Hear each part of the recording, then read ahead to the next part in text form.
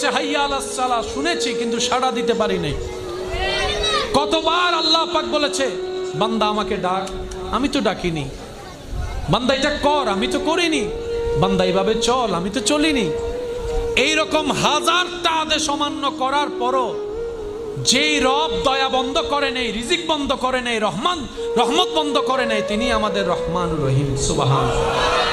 তো মুমিন বান্দারা আফসোস করে না, আপত্তি করে না, ওনারা অপেক্ষা করে রবের হুকুমের। ওই রবের হুকুম আসা পর্যন্ত অপেক্ষা করার মাঝখানে যে রাস্তা, এটার নামেই সবর, এটার নামেই ধৈর্য। বলেন না সুবহানাল্লাহ।